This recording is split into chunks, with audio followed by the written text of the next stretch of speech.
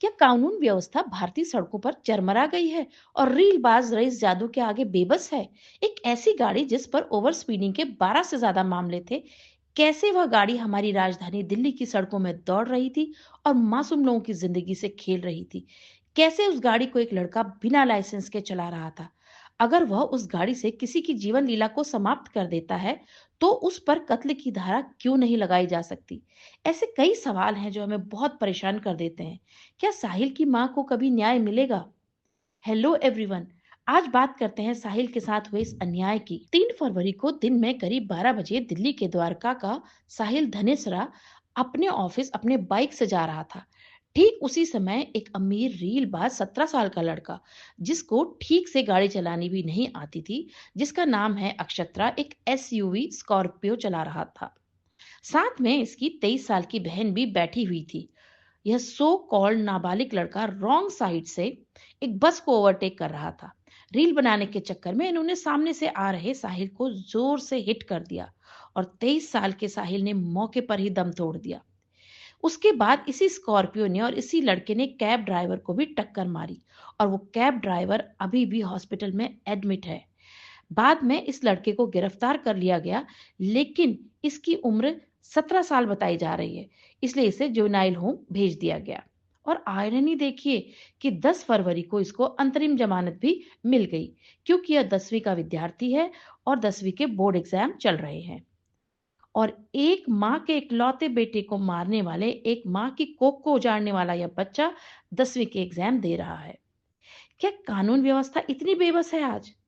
जब साहिल की मां को यह बात पता चली, तो उनके सब्र का बांध टूट गया।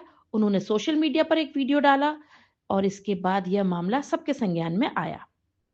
अक्सर हमारे देश में ऐसा देखा गया है कि रोड एक्सीडेंट्स में जनरली जो ड्राइवर है वह महंगे वकीलों की बदौलत साफ बचकर निकल जाते हैं। इस मां का दर्द तो अब हम में से कोई भी दूर नहीं कर सकता। अगर गुनहगारों को सजा मिल जाए तो शायद उनके दिल को थोड़ा सा सुकून मिले। साहिल एक बहुत ही होनहार छात्र था, उसके बहुत हाई एम्बिशंस थे। वह अपनी माँ के लिए कुछ करना चाहता था। वह बीबीए की पढ़ाई कर रहा था और स्कॉलरशिप पर बाहर हायर स्टडीज के लिए जाना चाहता था। साहिल के एक दोस्त के अनुसार साहिल बहुत ही मेहनती बच्चा था और अपनी माँ को प्राउड फील करना चाहता था। नौकरी कर रहा था, माँ का भी काम में हाथ बटाता था और साथ ही पढ़ाई भी कर रहा था। उसके दोस्त ने बताया कि बीच में साहिल की पढ़ाई भी छूट गई थी क्योंकि फाइनेंशियल इशू था। साहिल की मां असल में एक सिंगल मदर है।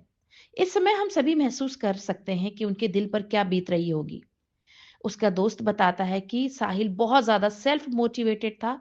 साहिल का कहना था कि माँ बाप के सपने पूरा करने का फर्ज हर बच्चे का होता है और जो माँ बाप का सपना है वह बच्चे का भी सपना होना चाहिए।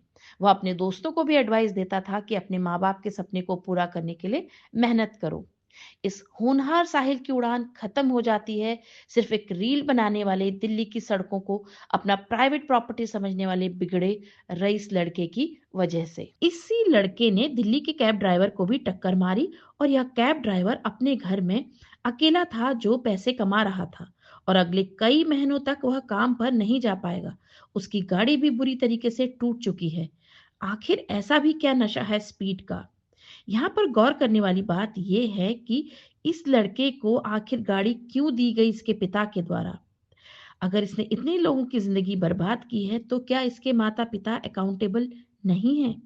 क्या चार्जशीट में इसके पिता का नाम नहीं होना चाहिए? आप इस बारे में क्या सोचते हैं? मुझे जरूर कमेंट करके बताएं। और ऐसा लगता है जैसे हमारा जो कानून है वो बहुत ज़्यादा बेबस है।